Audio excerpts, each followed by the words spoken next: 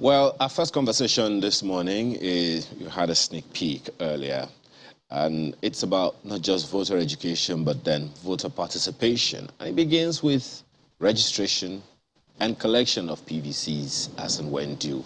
How far so far with that? And a number of other concerns that have been raised by INEC over time. Festus Okoye joins us this morning. He is National Commissioner with INEC and Chairman, Information and Voter Education Committee of INEC. He joins us from Osun State. Thanks for joining us this morning, Mr. Okoye. First of all, the questions that INEC will probably have right now is around the collection of the PVCs. That seems to be the major concern for INEC now, beyond the Osun elections, which we'll get to. What are those concerns that INEC has that needs to be addressed, especially by Nigerians? Well, the first concern relates to the backlog of PVCs that are lying down in our local government offices. These are the PVCs that we are printed before the 2019 general election. The owners of some of those PVCs are yet to show up to collect those PVCs. So we are calling on those who registered before the 2019 general election to turn up in our local government offices and collect their PVCs, because we have a backlog of PVCs that have not been collected.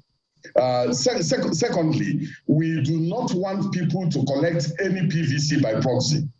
So those who registered during the first and second quarter of the registration exercise should go and collect their PVCs because their PVCs are ready. They cannot send someone else to go and collect the PVCs for them because the law does not permit the commission to release those PVCs by proxy. If you made efforts to register, you should also make efforts to go and collect your PVC. So the PVCs for those who registered during the first quarter of registration and the second quarter of registration is there in our local government offices. But for those who registered during the third quarter and those who are registering now, the chairman of the Independent National Electoral Commission has made it very clear that the commission will get the PVCs of these classes of people ready by October this year. Perhaps it would be good for us to have some figures. The INEC rec in Lagos says there are over 1 million of those cards uncollected so far. Is that the same scenario across the nation? No, there are some differentials. You know, the total number of registered voters in each state differs. There are states that have a low voter registration in terms of their population. States like Kano and states like Lagos have a high population, and the number of registered voters in those two states are very high, or compared to the number of registered voters in places like Ekiti and places like Bayelsa and the rest of the states. So there's a difference. So it's not the same figure. But I can assure you that people are now coming over to come and collect their PVCs. But the rate of collection of the new PVCs for those who registered during the first and second quarter has been very, very high. But the rate of collection of the old PVCs remains very low. And that's why we are still calling on people who registered during that particular period to go and collect their PVCs rather than going to any of our offices, our registration areas to go and register afresh. Because if you have registered before, especially before the 2019 general election, the implication is that we already have your data in our database. And if you have not collected your PVC and you attempt to register again during this particular period, the commission will invalidate your second registration and still leave that first registration valid. So it is much better for these classes of people to go and collect their PVCs rather than attempting to do a fresh registration. So these ones that were registered before, that were printed before 2019 elections, INEC has checked and saw that these ones didn't have any such thing as double registration. They're all valid and they're waiting to be collected. Is that right? Well, those ones are valid. As at the time those ones were printed, the commission was using not using the beavers and used the AFIS, that is automated finger identification system for purposes of checking. So it was only the fingerprints that we are checking. But for this particular new registration, those who are registering now, we are using what we call the ABIS, which is the automated biometric identification system. This one checks not only the fingerprints, but also checks the facials of the individual. So even if you registered in Bayelsa and then you head to Lagos, or you head to Imo, or you head to Kano, and you register again, the ABIS will fish you out and then show that you're a double or multiple registrant. So does that then mean that those ones that have been printed before 2019, if they pick them up, they can still be used for elections if they haven't registered again? Definitely, they can still be used for election if they are not registered again. Because as of now, the data of all the registered voters is domiciled in the BVAS. So what we normally do is that when a voter gets to the a polling unit on election day, the presiding officer or the assistant presiding officer uses the last 6 digits of the VIN number to call up the voters' data from the BVAS. So our PVCs do not expire; they are valid for all times, and even if you registered in 2011 or 2015, you can use it for purposes of voting. It does not expire, and it is very valid. You know, part of the question too that many wonder is, why will people take the pains and go through all of that to register and then not come out to pick up the PVCs when they are ready? So has INEC done some sort of introspection? I know that during the Anambra election, some PVCs were printed almost close to the time, and people couldn't print it, couldn't pick them up. And they, I think INEC also said, well, look, we're trying to catch up with the time. So has INEC looked inwards to see why aren't they picking it? Are we printing it earlier than we used to in order to make it easier? And then what about the points of picking up these PVCs? Have you looked at all of those to see how you can correct any lapses if there are any? The Commission has decentralized the points of collection, and some of our registration officers, when they are going for the registration of new voters during this CVR, they also carry the PVCs for those who registered during the first and second quarter to the various registration areas on a rotational basis. And we are interfacing with traditional rulers, religious leaders, and other community leaders to sensitize people to the fact that their PVCs are ready for collection. One of the things we are also going to do, the moment the PVCs for those who registered during the third and fourth quarter is ready, the Commission will send bulk SMS to the registrants and also use their email addresses to reach them, informing them that their PVCs are ready. And we're also going to make sure that we involve all the critical stakeholders when the distribution process is ready, especially civil society groups and organizations who have also been helping in sensitization, and also the influencers that the Commission has engaged in conjunction with the EU. And so we are going to make sure that we reach every person we can reach. But one of the things we will not agree to do is to release anybody's PVC to somebody else. If you make efforts to register, you should also make efforts to go and come and collect your PVC and then show up on election day. But we like the new energy that has been shown, especially by the youth of this country, in coming out to come and register. And we also hope that this energy will be translated into their showing up on election day. And so we keep on doing our best to make sure that we decentralize the collection of PVC to make it accessible and available to those who have registered. In terms of decentralization, you know, the centers for collection, in Lagos, over 1 million uncollected old PVCs is quite a number.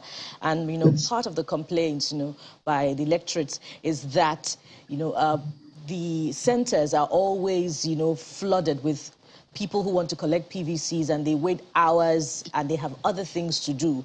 Is INEC also increasing the number of personnel that would, you know, service this process such that it is seamless and faster?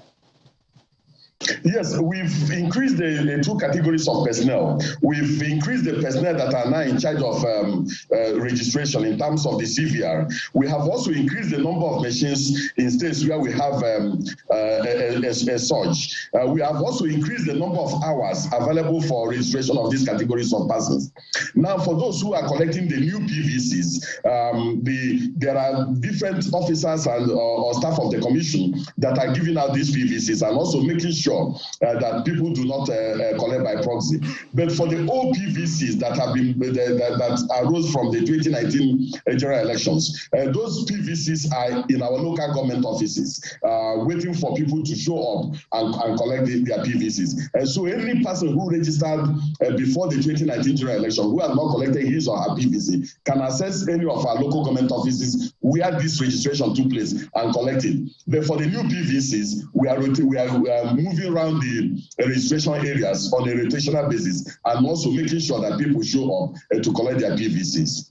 When you say your local, the INEC local government office, kindly be clear, is it the local government area council or there is a specific place that INEC has its own offices in the local government areas?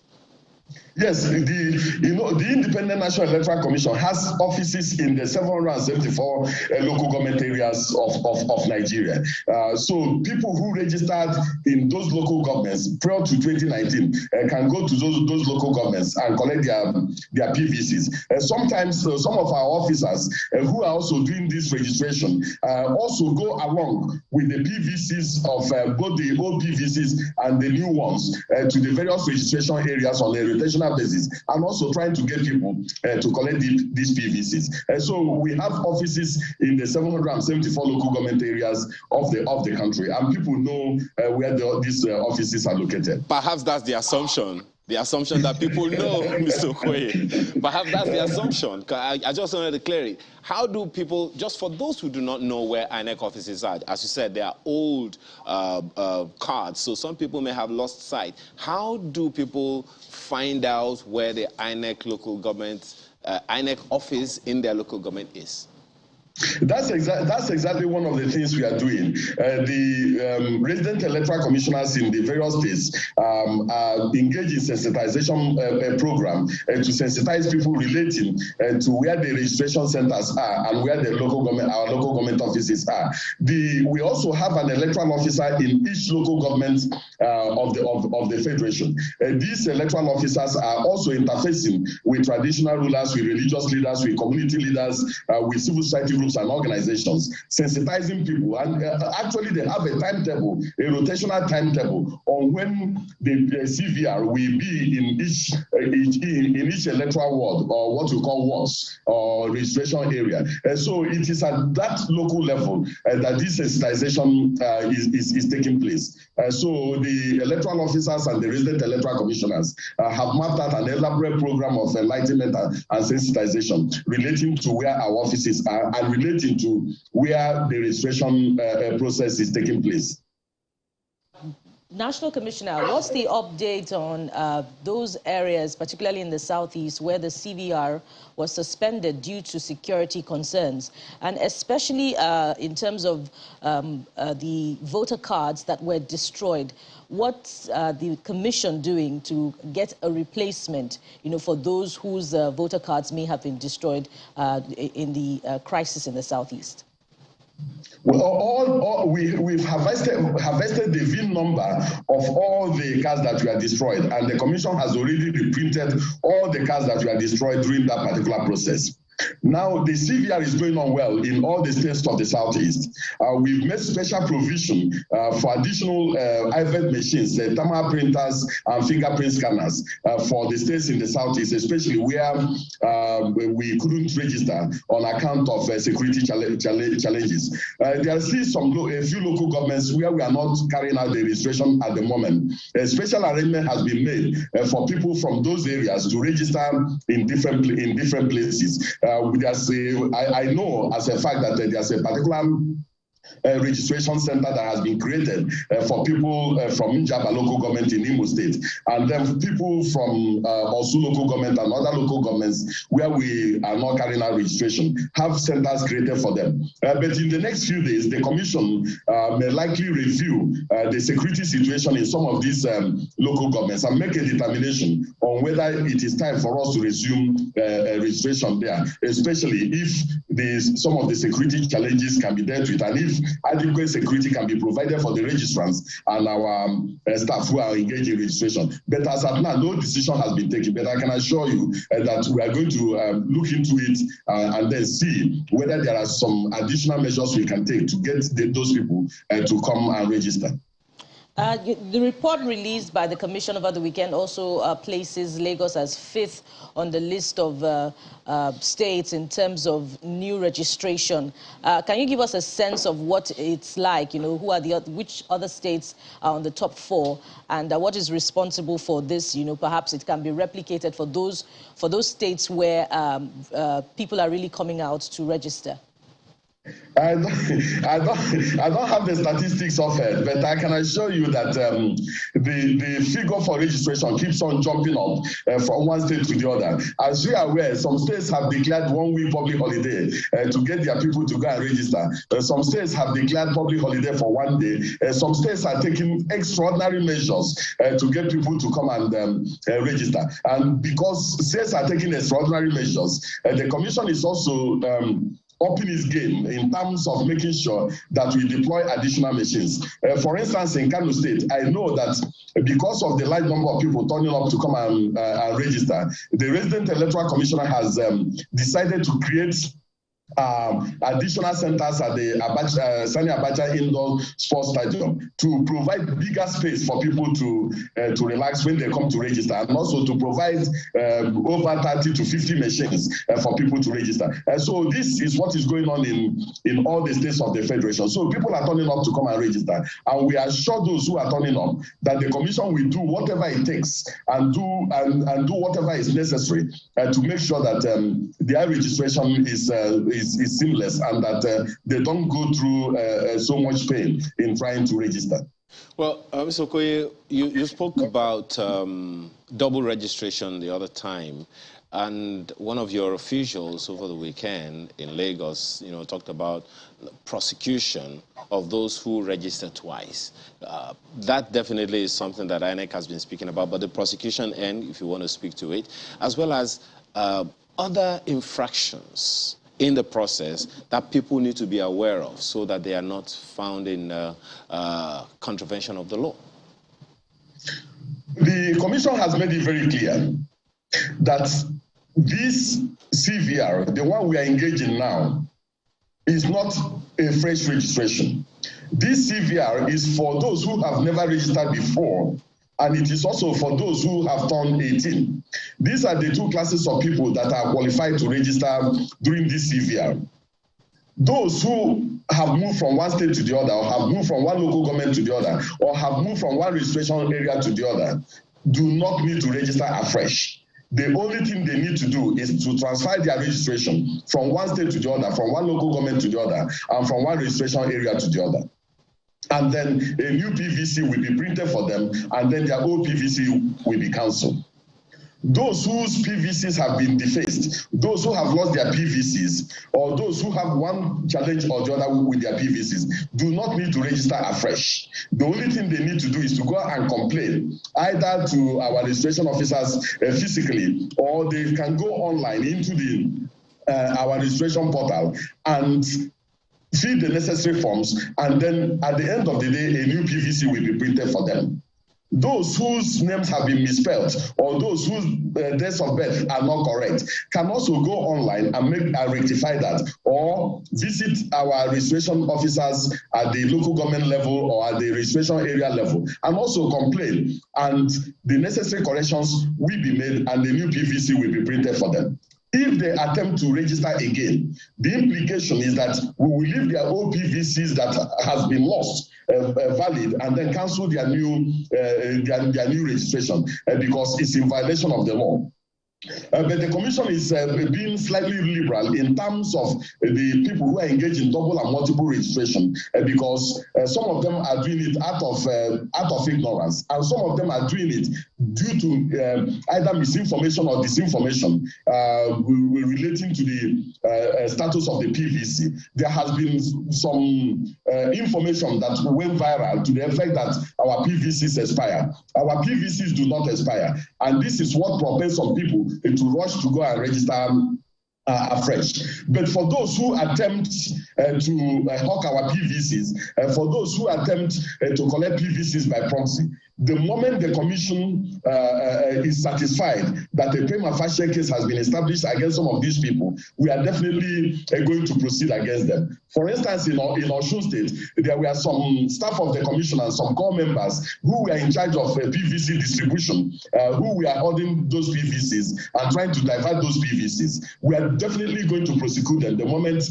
the security agencies complete their investigation. But I want to assure the Nigerian people that all those who are trying to hawk PVCs or hawk PVCs, that those PVCs will be useless to them, because the data of each registered voter is domiciled in the beavers for each polling unit. And so the moment you get to the polling unit, even if you have the card, the beavers must read their fingerprints or must read their facials before you can vote. And so if you have 100 PVCs at your disposal, the only thing you can only do is that you are engaged in voter suppression. In other words, those who have those PVCs will not vote. But in terms of trying to use the PVCs for purposes of voting, it's next to impossibility. So I think it's an exercise in futility.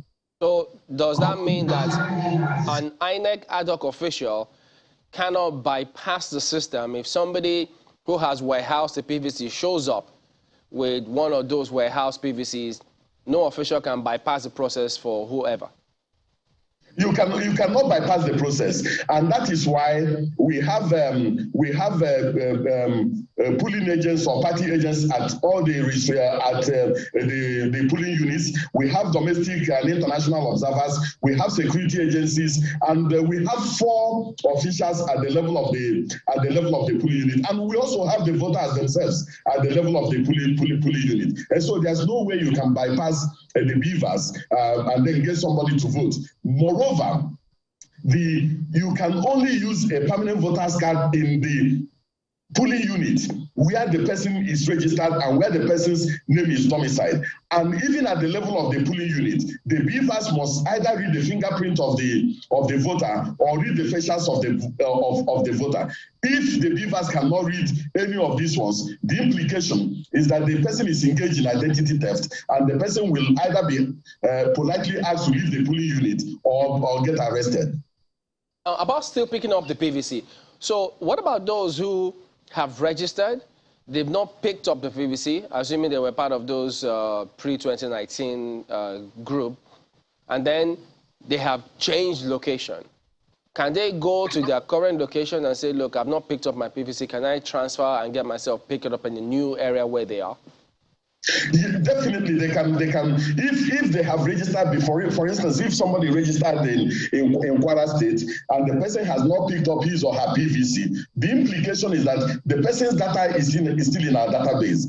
So if the person goes online, for instance, and then there's what we call a PVC locator, the person can locate whether his or her PVC has already been printed or has not been printed. If the person's PVC has been printed and the person does transfer, the implication is that we are going to cancel the old PVC, which has not been collected, which is still domiciled with the Independent National Electoral Commission, and then we print a new PVC for the person. And so the person doesn't need, just because you have not picked up the PVC itself does not mean that we do not have your data.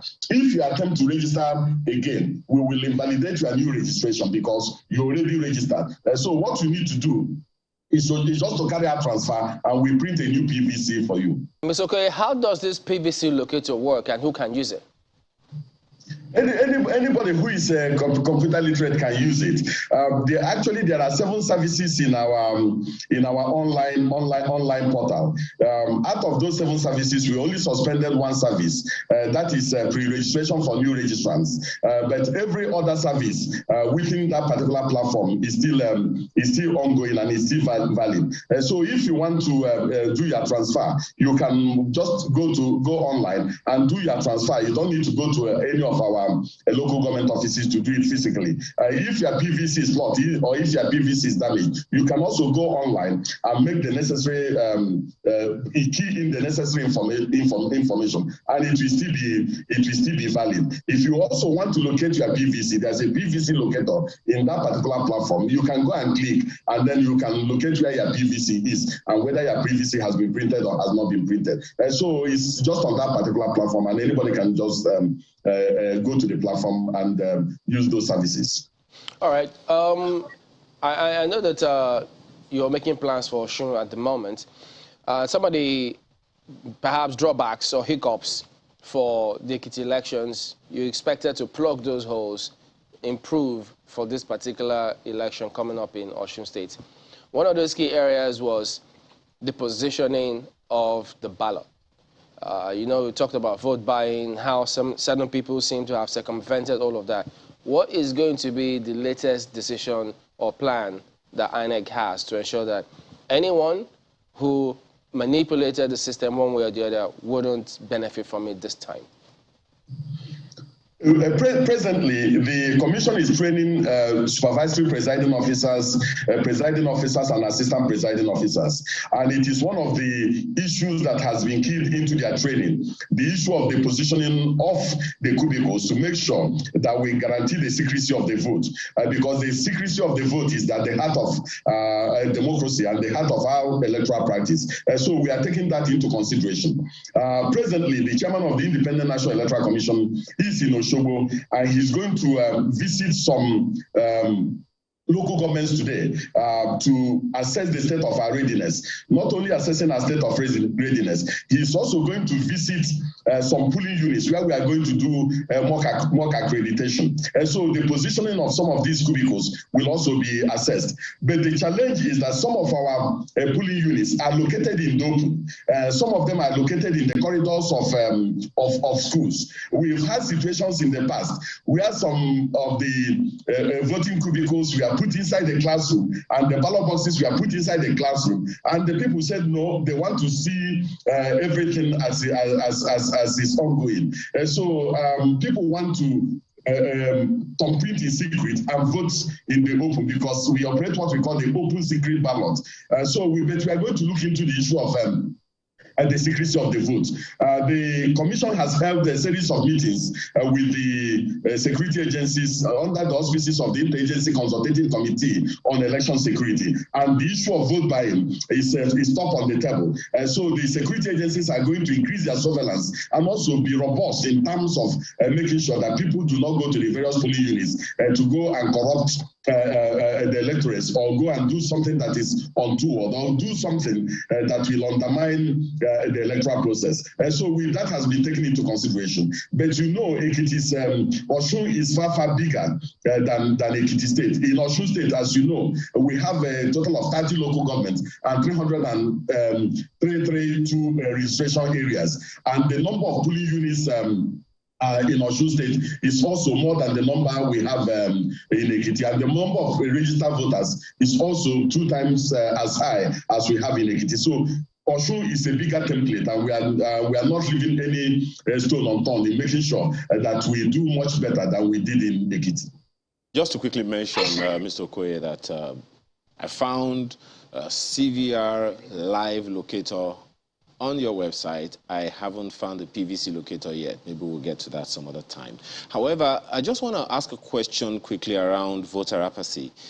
In the Ekiti election, you want to recount to us what the percentage of people who participated versus the number of registered voters in that election? And what is the outlook this time around? Because the concern for voter apathy, low voter turnout, is still very much with us, even despite all of the rise in the number of people voting registering to vote. Well, if you look at what we have in Osun for the Osun governorship election, which will take place on the 16th day of July 2022, there has been what I can call a surge in terms of PVC collection, especially for those who registered during the first and second quarter, and also those who registered when we decentralized the registration to the various registration areas or wards. As at the last count, over 52%, over 50% of the new voters who registered during this CVR have collected their PVCs. We have slightly around 1.9 million registered voters in Osun State, and out of this number, over 1.3 million have already collected their PVCs. And what is important is the type of mobilization that will enable people to show up on election day. We promise the people that the security agencies will be on ground to make sure that the environment is safe for people to come out. When people are not too sure that the environment will be safe for them to come out, they are not likely going to come out. So we have to assure people that the environment will be safe. We have also assured the people that their votes will count. And when people are sure that their votes will count, there's a tendency that they will come out to come and exercise their democratic franchise. And then there's a new resurgence of interest in our electoral process due to the technological innovations of the Commission, and also due to the what people have seen from the conduct of the Edo, Ondo, and Anambra governorship elections. And so we hope that with the Osun governorship election that will take place just before the 2023 regional election, that there will be people who show more interest in terms of their participation in the election. We are not yet where we want to be, but I'm sure that with proper mobilization, with enlightenment, and with the new technological innovations and creative approaches the Commission has adopted in this election, that more people will come out and show up on election day. Mr. Okoye, sorry to take you back to the issue of vote buying.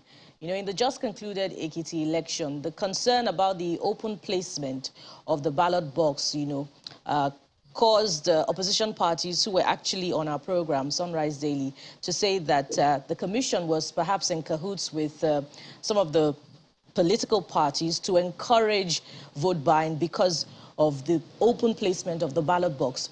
So in reviewing the strategy for the Osun election, is there a more discreet way that the Commission is perhaps considering to place the ballot box such that, you know, vote buying is discouraged as much as possible? What we operate is the open secret ballot. You make your thumbprint in secret and you vote in the open. That is what the Commission is operating, and that is the law. Secondly, on election day, you do not see any staff of the Commission near any polling unit. The presiding officer is a core member, and the assistant presiding officer 1, 2, and 3 may likely be core members or students of federal tertiary institutions. If, for instance, in an election we deploy 13,000 ad hoc staff, there is no way the Commission will go in one place and begin to give 13,000 ad hoc staff tips on how to position the ballot box and how to position the cubicle to favor any political party. The Commission is not a political party. The Commission does not have interest in any political party winning election. The interest of the Commission is to make sure that when people get to the polling units, they vote in accordance with their conscience, and then at the end of the day, the votes of the people will be the only determinant of who gets elected in any democratic process. And that's what we do. And so we have trained our presiding officers and assistant presiding officers on what to do. Mr. Okoye, the cubicle, the voting cubicle provides for some form of privacy, and the bottom part of the voting cubicle is enclosed. Can the ballot box be perhaps, you know, placed at that bottom part of the voting cubicle? So when the voter is done thumb printing, he or she can just drop you know, the ballot paper inside the ballot box at the bottom of the voting cubicle. That way, no party agent or no intending prospective vote buyer can see how they have voted. The voters themselves sometimes want to see that ballot box. They want to make sure that nobody goes into that secret compartment, does anything, and then puts in 2 ballots, you know, in the ballot box. For instance, with the new Electoral Act 2022, the issue of overvoting is now measured in relation to the number of accredited voters. So if 100 people are accredited and then you have 101 ballot papers inside the ballot box, it means overvoting. So people do not want a situation where somebody will go and shortchange them just because of the positioning of the ballot box. Sometimes people want to see with their eyes that somebody has voted in secret and has dropped his or her ballot in the open. So there's a limit to which we can hide the ballot box from the people. Sometimes the people want to see with their own eyes what is going on, and there's nothing the commission can do to prevent that, because that is part of the transparency in the electoral process, and that is part of what makes election transparent and open. All right, let's take some questions as we wind down. We've got this from Tunde, who says the application type was voter record review, and then the application status reads CVR process completed and approved final. You know, but at the top of his form, what he got online is congratulations, next steps. What does this mean? They didn't tell him what he's to do next. Where is he supposed to go? The next step is for him to go to any of our local government offices to go and complete his biometrics, because we have to capture his fingerprints and also capture his facials. And this one takes less than 5 minutes since he has already completed the process online. Well, a follow-up to that question is from Sir Olusegun on Twitter, who says, why is it that one is registered online and still can't book an appointment, date, and time? It's been weeks now, he says. It's traumatic, especially for someone who is coming home from diaspora for this.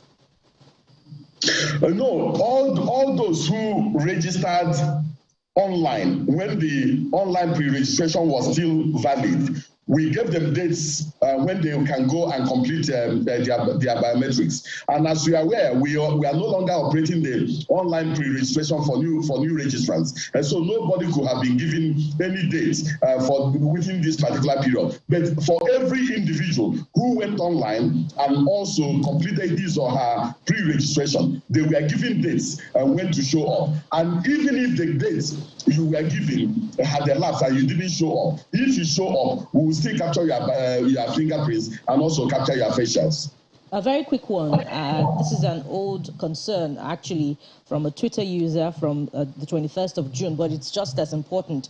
He says, Dear INEC Nigeria, something is not adding up. Borno is ravaged by so much insecurity, as at last year, only 4 local governments had access to mobile network. How did Borno move from 6,328 to 501,347 registered voters online now in the space of 10 months? And this Twitter user is reacting to the map spread of INEC, published by INEC, to show the online voter registration across the state. How do you react to this? Well, if you are talking in terms of states, in terms of registration, this registration is taking place both physically and also taking place online. The number of registered voters in each state differs. The population of each state differs. So if a state has a population of 10 million and another state has a population of 2 million, definitely there will be differential in terms of the voter registration population and so on. So all the registration figures are subjected to our ABIs to remove double and multiple registrants. And at the end of the day, the Commission will publish the exact figure of completed registrations across all the states of the Federation. Well, we have to close at this point, Mr. Okoye, but just to let you know that there's quite a lot of counsel from Nigerians for INEC, online. Shegs is saying that INEC should periodically send SMS to persons here to collect their PVCs, indicating their point of collection, 1. And someone else is proposing that there should be a live chat portal from INEC on their website so that at least people can interface. In the meantime, for now, we have to thank you very much for being a part of our conversation this morning. Festus Okoye is National Commissioner with INEC, and he's Chairman, Information and Voter Education Committee for the Commission. Thank you so much for enlightening us this morning. Thank you so much. So we're back right after now for another conversation. Please stay with us. All right, so in furtherance of trying to get more word about improving voter education, information, participation, leadership recruitment process, we've got Michael Oni here with us. He is a professor of political science, Babcock University. Good morning, and thank you for coming on this morning. Good morning, sir. Well, I'm sure you've been observing this scenario because your students will ask questions of you as well of Nigerian politics. Yes. But is it usually straightforward, Nigerian politics and political science, when you're teaching in school? Yeah, making me to laugh. The students were asking in class. Pull apart. Oh, wow. Let me just explain what happened to Wike to you.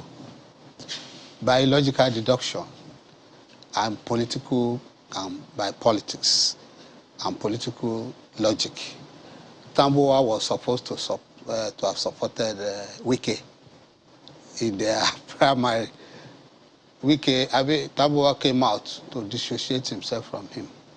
That is not enough. Again, selecting Wike as the vice president, 14 voted for him. 3. Okowa won. Is that political science? So we call that one politics, not politics. So there is difference between politics, which we teach in political science, and politics, which Nigerians are playing. So they are just be clear. Politics and politics. Politics. Tricks. But isn't that the science of the politics? I mean, the political No.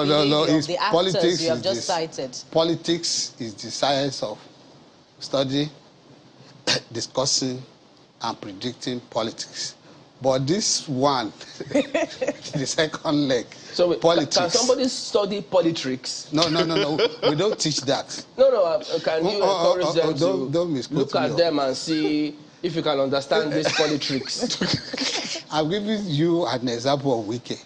That is politics. When you sit down... That is politics or tricks? Tricks. Politics. Yes. Okay. Politics is what we teach in political science. But what operates in Nigerian political environment is politics.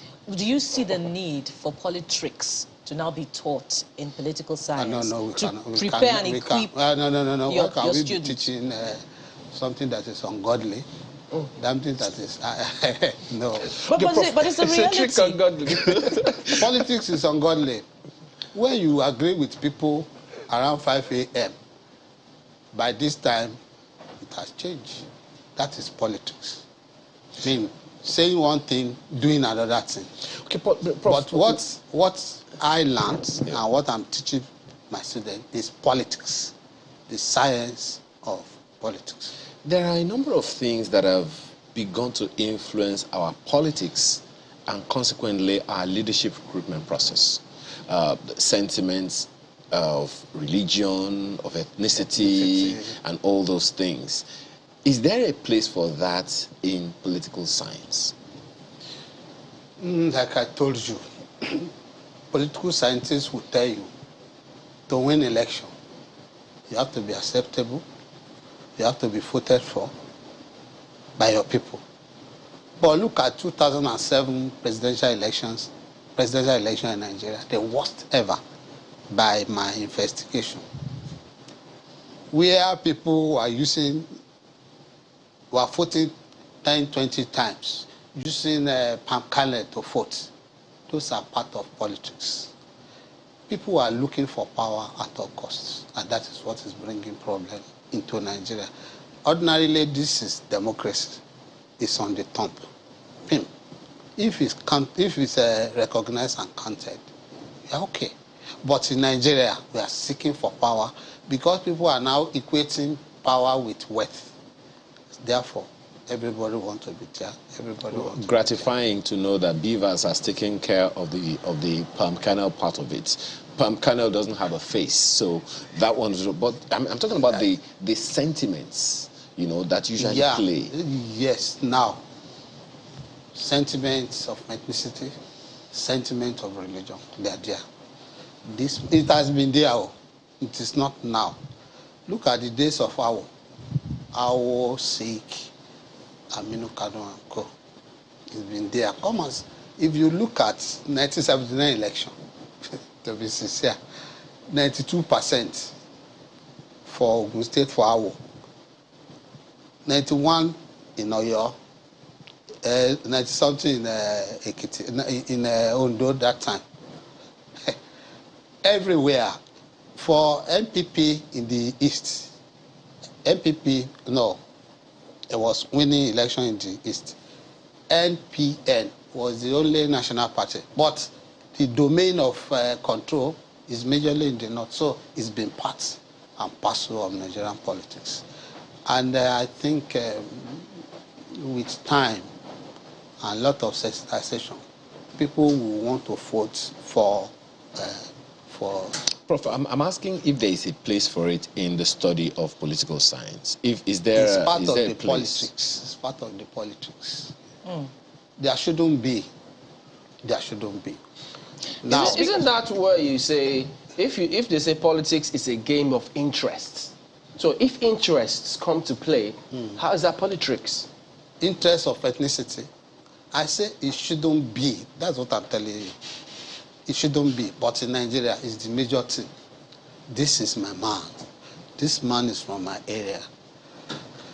You see, the current youth revolution, if it actually comes into, if the result is realized, maybe we may be out of the ethnic tango, religious tango.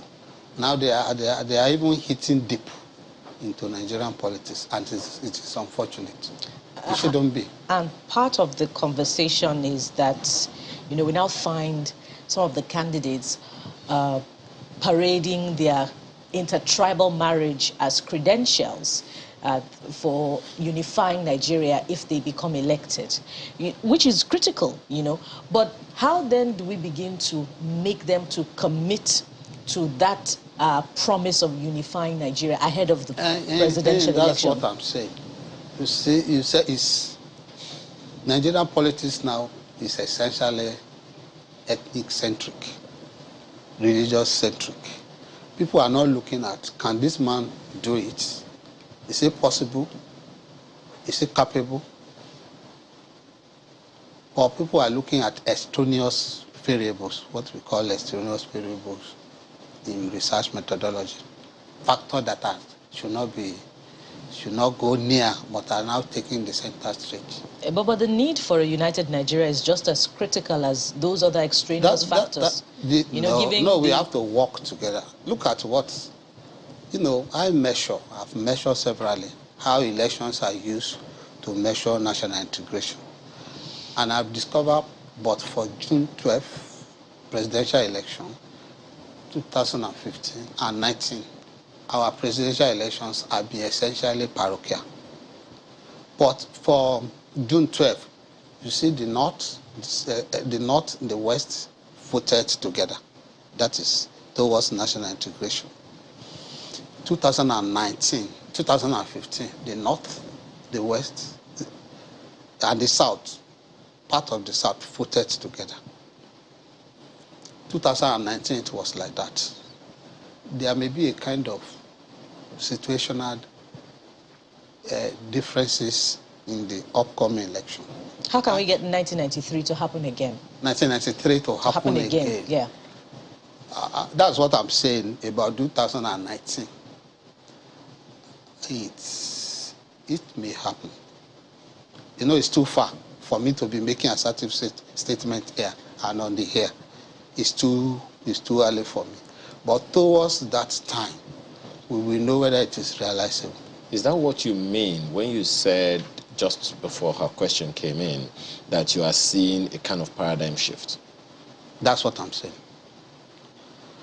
Yes, paradigm shift from two angles. Two angles, then the other angle. The other angle from Tinubu side, the other angle from Obi side. So whichever that plays out close to the election, there may be paradigm shift. Well, we also have Princess Haman Obels, who is the director of Electoral Hub. She joins us virtually. Good morning, and thank you for joining us on the program today. Well, tell us, what role or what is Electoral Hub up to, especially in the build-up for these elections, for instance? Okay, good morning. Thank you for having me on the program. So what we do at the Electoral actually is to promote electoral knowledge, accountability, and integrity. So what we've been doing is to monitor the process, trying to collect the data that we'll analyze. And we've also been busy with the off-season governorship election. So like Ekiti that just happened, and we're concentrating on Osun right now.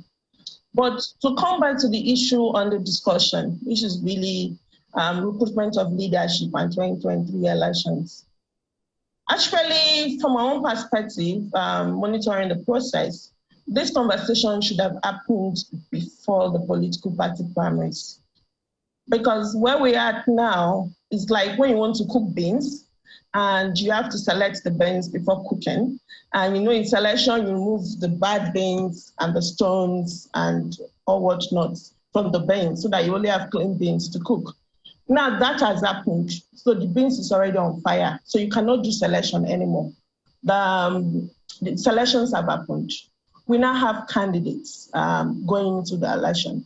So we cannot be talking about issues of, having proper recruitment and to get the right candidates for the elections. Right now, Nigerians are left with the choices the political parties have presented. And we have three choices, really. We have former Vice President Alhaji Atiku Abubakar on the PDP ticket. We have Asiwaju Bola Ahmed Tinubu on the APC ticket. Then we have the people, technically, because Peter Obi is just the face for the youth. Peter Obi is the candidate on the Labour ticket, but really it's Nigerians that are going into this election. So for me, that's just one difference happening for 2023. But on that particular area, if they had the debate before their candidates came through, Nigerians were still not going to vote. It's still up to the party, and at the primaries, they will eventually select. So how would that have changed the voting procedure, even if they held the debate before the primaries? No, part of having debates or conversations around candidate selection is also about informing public about the process and also providing them strategies in terms of how they will engage. I mean, with the energy we're engaging the process post-primary, if we also put that energy pre-primaries, we would have gotten the candidates we want, not just at the presidential levels, but even across all boards. Nigerians need to learn to also engage candidate selection process. So know who are the delegates that are going to vote your presidential candidate, for example. Know who are the delegates that are going to vote your governorship candidate, for example. Know who are the delegates that are going to vote for your senators and your House of Assembly. It's important. When you leave, and I think part of our challenge generally has been the focus at the national, the federal level, leaving the foundation, like the cell of Adama, leaving the foundation. And meanwhile, we need to start from the foundation. If you leave that foundational third level and you move to the national, you will never get the result you want. You need to engage right from the foundation, right from the base, to be able to get the result. So follow the process, because it's a process. Follow the process to get the result that you want. We'll get back to Madam shortly, but there's some of the issues that she has raised, Prof. You want to respond to some of them, especially concerning the voting pattern and all of that. And quite a number of people have raised issues around the delegates not being able to prosecute issues with the candidates before selecting them for their parties. See, the candidates were pre-selected through politics. They already know who they will vote for. They camp them separately. Can you get it? They keep them off from discussing with other people. So they are bought over, give them money. I didn't see money. But. You just said bought. Okay. So if you think the delegates are free-minded, if they are free-minded, they can't be there. They must have been purchased in court before they go there and camp and cut off from other groups so that they will be matched pinned to the election center. That's all. So the selection itself is not free. Many people that were selected or elected were on the monetocracy arrangement.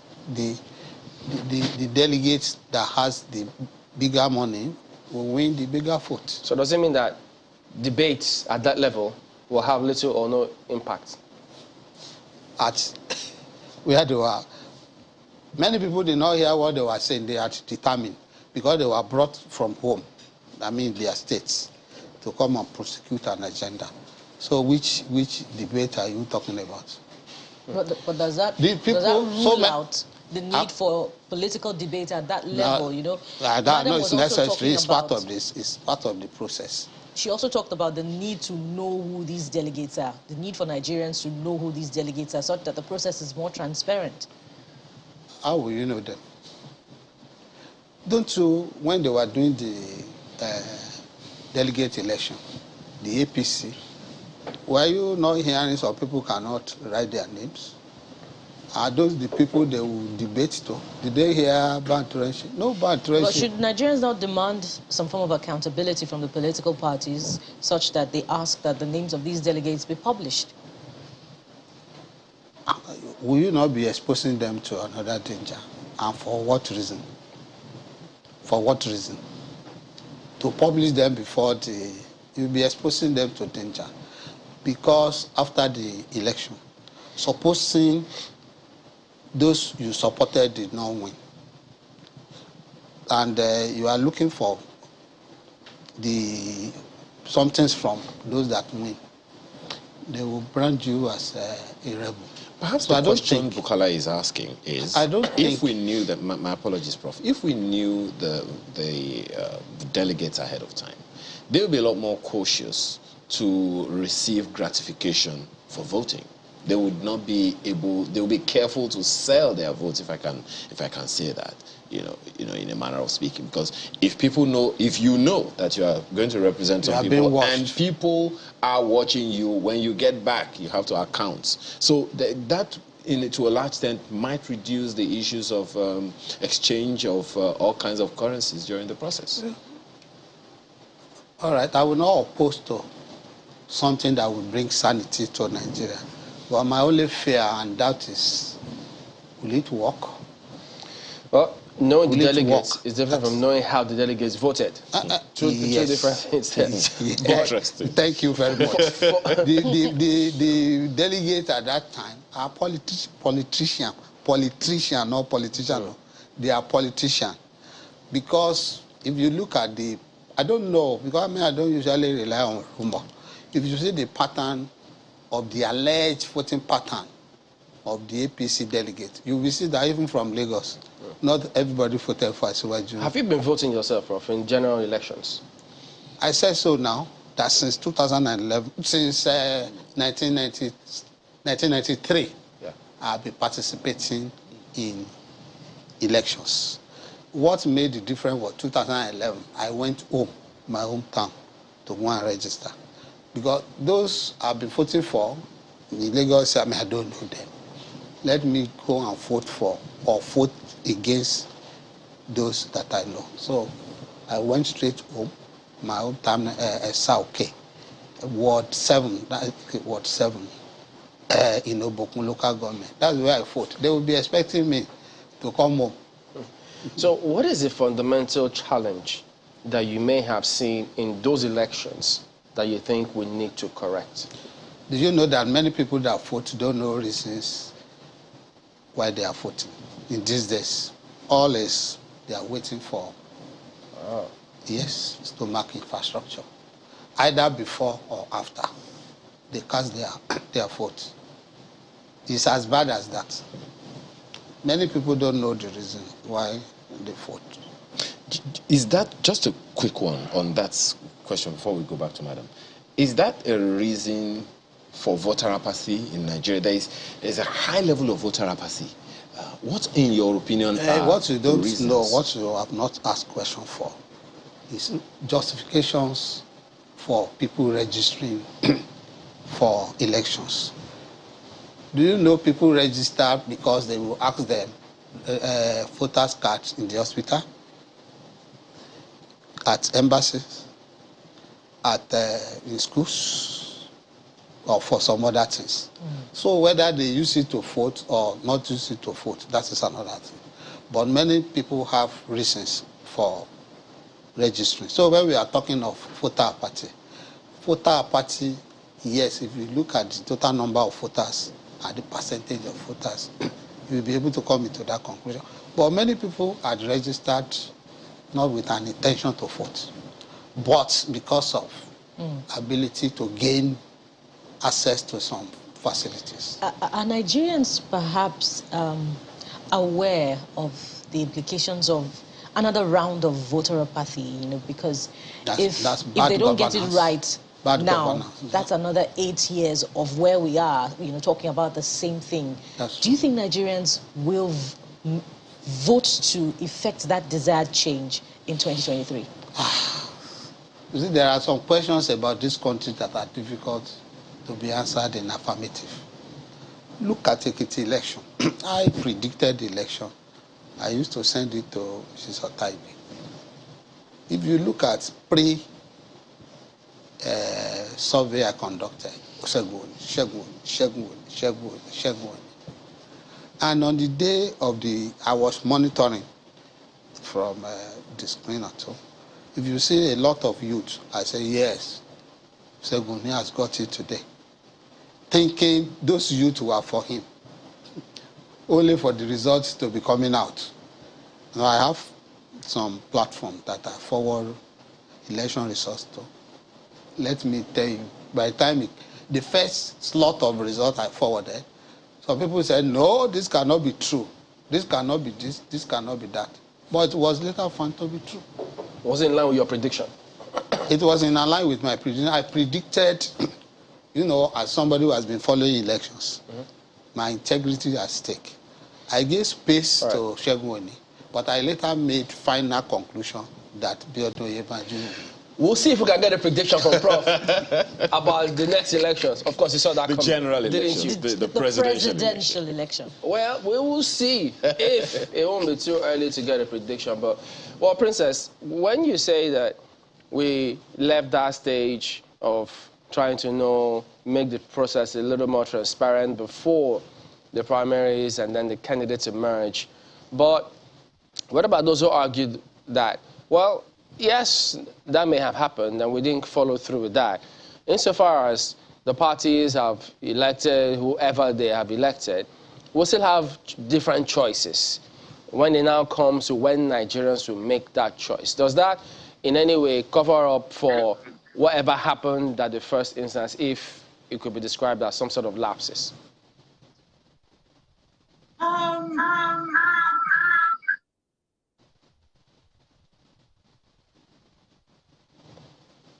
All right, we'll try and sort that out.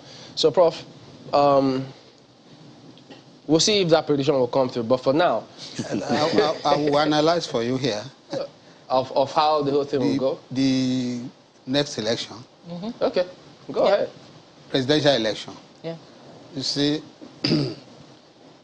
I don't know how it will work. I don't know how it will work. The alleged working relation between Kwakwanso and Obi. You know, the two of them are inordinately ambitious politicians. If they can work together. Why are you not in it? How will Kwakwanso bow for Obi? How will Obi bow for Kwakwanso?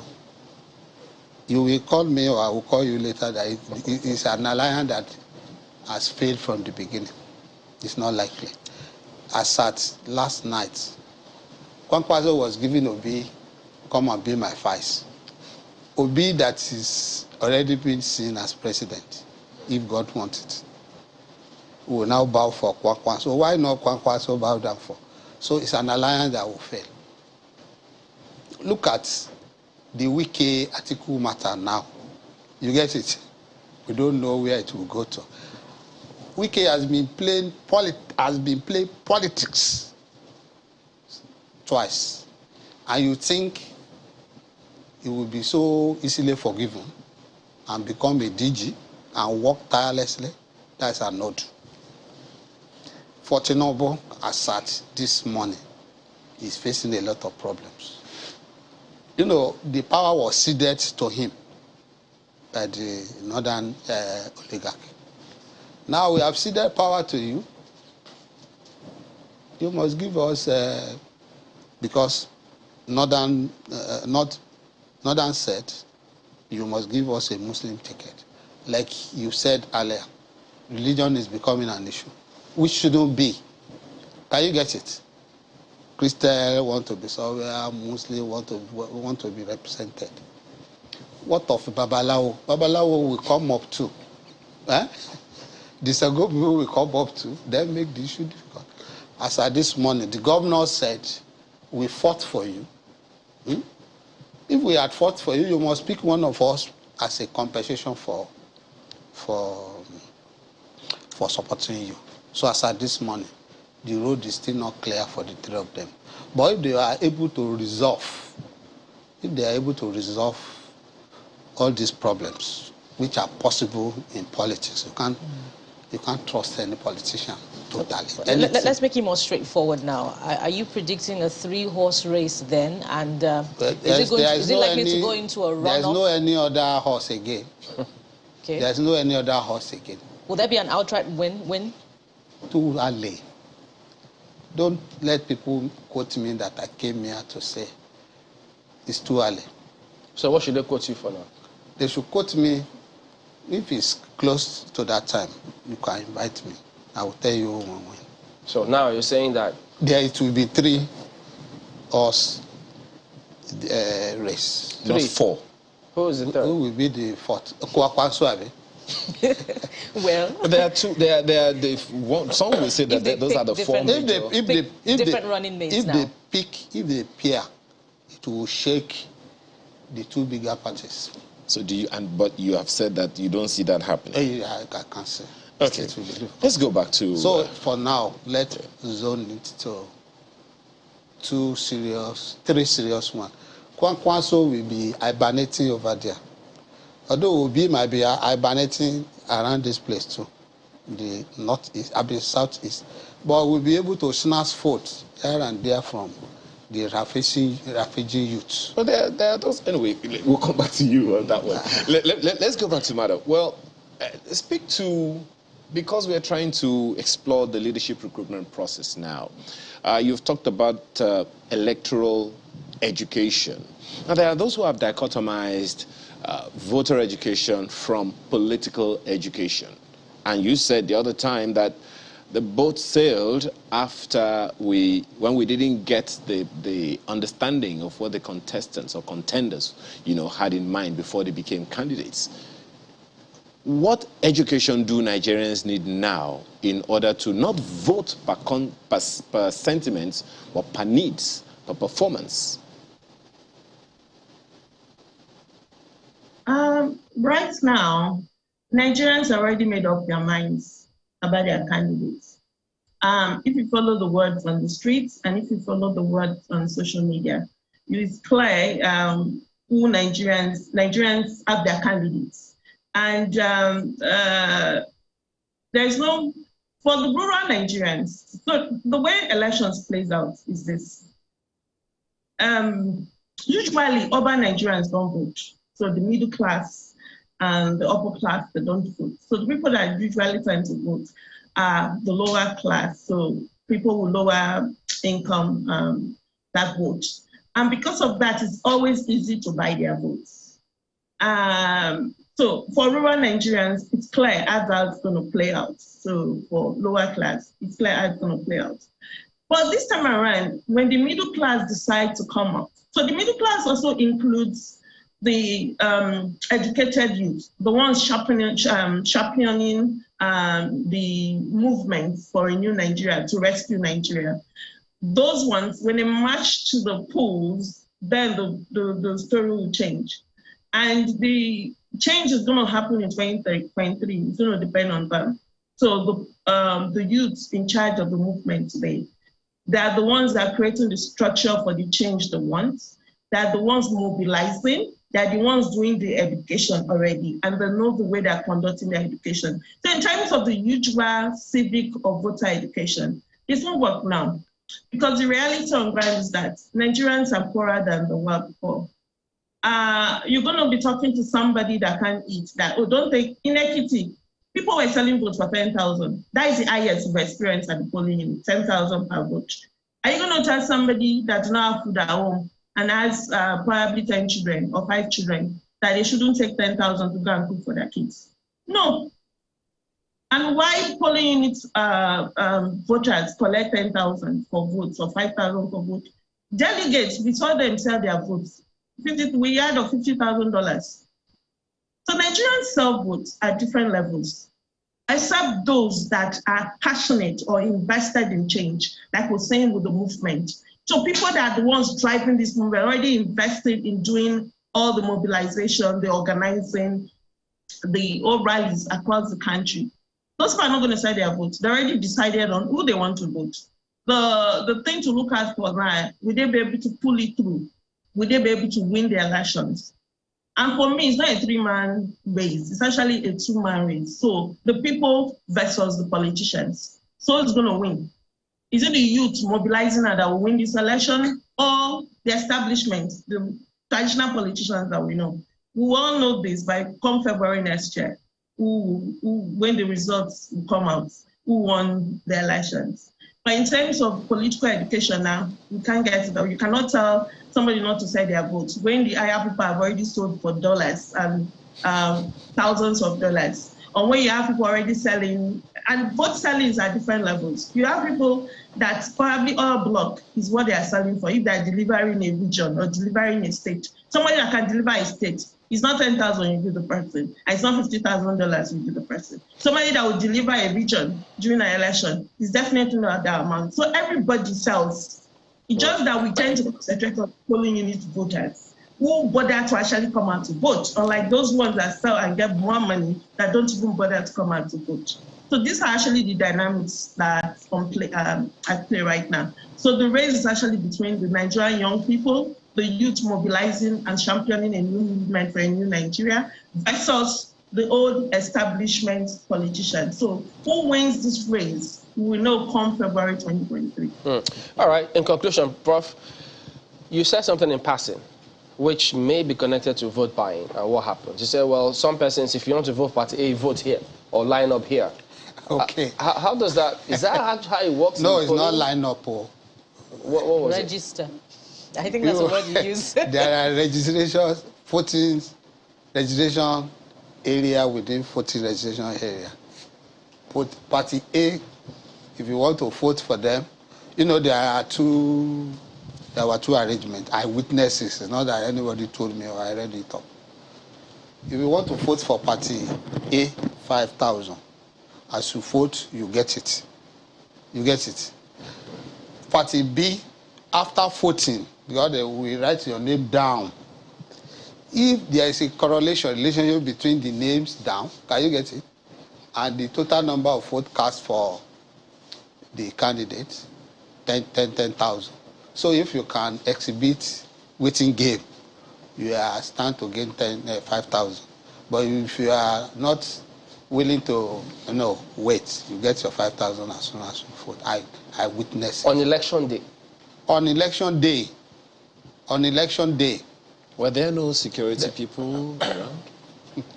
Did they not witness that process? They won't know where they are registered, it was in a classroom. They were registering. So as soon as the vote was announced, the results, I said, what happened? They now told me that those who registered there are going to collect their 10,000 naira. What year was this, just to be clear? This last election. 2019. The Ekiti election? Yes. No. Okay, no. Were INEC officials aware of this? How would they be aware of where they register? No, they are ignorant of it. That's not true. They have people who are working for politicians. As they are coming, two options. Which option will you take? Option A or option B? Then you register. So they were rushing. I asked a question earlier. I'd like to ask it again. What about the security operatives within that area? Were they just looking away? It's impossible to say that they were not aware. There are some abracadabra in politics. I've told you politics. With the security of people be following them around. Can you get it? There are arrangements. Vote, write your name down here. Go and vote, 10,000 naira. Like we are 4 here now. 4 here. And delegate should come to us. If you vote for me, we are 2.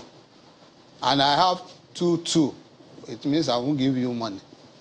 Because I'm not sure of who had voted for me. But if I have 3, you get it. I will give you money. I will risk the remaining one. I think I've won. So many things are happening. Many things. Like the Ekiti. I saw where some people were arrested. As soon as they cast their vote, they go somewhere and collect their money. And they were writing, their own registration was after the vote. Because they would tally the amount collected and the amount of votes cast. So they are even being accountable when they are not doing something in an accountable way. All right. Professor Michael Oni is of political science, Babcock University. He was giving us some even on-field analysis. Public admin. And public admin. So there you go, with some predictions going on too. Thank you very much indeed, Prof.